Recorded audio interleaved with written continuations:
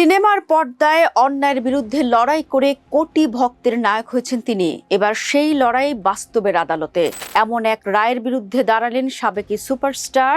তাতে রীতিমতো মুসলিমদের ত্রাতা হিসেবে হাজির হলেন তামিলনাড়ুর মুখ্যমন্ত্রী। দর্শক, বিজেপি শাসিত আসাম ও পশ্চিমবঙ্গে গরু জবাই নিয়ে আবর্তিত হয়েছে কঠোর আইন।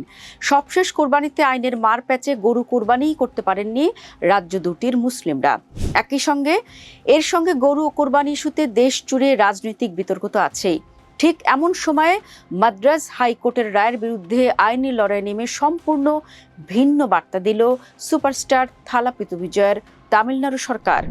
সংবাদ মাধ্যম স্ক্রলের তথ্য অনুযায়ী সুপ্রিম কোর্টে দাখিল করা আবেদনে তামিলনাড়ু সরকার বলেছে, গত মে মাসে মাদ্রাজ হাইকোর্ট যে নির্দেশ দিয়েছে তা শুধু বিদ্যমান আইনের পরিপন্থী নয়, আদালতের এখতিয়ারেরও বাইরে।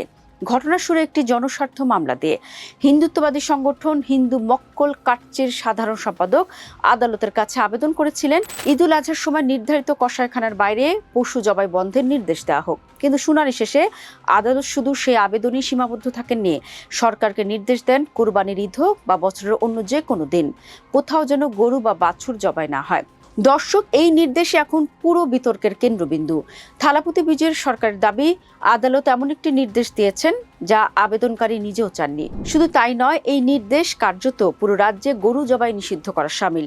অথচ তামিলনাড়ুর বিদ্যমান আইনে নির্দিষ্ট শর্তে 10 বছর বা তার বেশি বয়সী কিংবা অক্ষম ষাঁড়, বলদ ও মহিষ জবাইয়ের অনুমতি রয়েছে। ফলে হাইকোর্ট আইনকেই অকার্যকর করে দিয়েছেন বলে অভিযোগ সরকারের। দর্শকের যুক্তিতেই মাদ্রাজ হাইকোর্টের রায় স্থগিত চেয়ে সুপ্রিম কোর্টের দ্বারস্থ হয়েছে তামিলনাড়ু সরকার। ভারতে গরু জবাইয়ের আইন সব রাজ্যে এক নয়।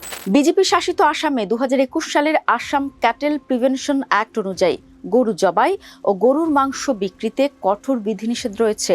সেই বাস্তবতায় তামিলনাড়ুর এই আইনি লড়াই শুধু একটি আদালতের রায়কে চ্যালেঞ্জ করা নয়, বরং রাজ্যের নিজস্ব আইন, বিচার বিভাগের ক্ষমতার সীমা এবং ধর্মীয় স্বাধীনতা নিয়ে জাতীয় বিতর্ককে আরো উস্কে দিয়েছে। সিনেমায় তিনি অন্যায়ের বিরুদ্ধে লড়াই করা নায়ক, আর এবার মুখ্যমন্ত্রী হিসেবে আদালতের রায়ের বিরুদ্ধেই সুপ্রিম কোর্টে লড়াই শুরু করলেন থালাপতি বিজয়। এখন সবার নজর ভারতের সর্বোচ্চ আদালতের সিদ্ধান্তের দিকে। তবে রায় যাই আসুক না কেন, থালাপতি যে সবার সরকার সেই প্রমাণ আরও একবার দিলেন তিনি।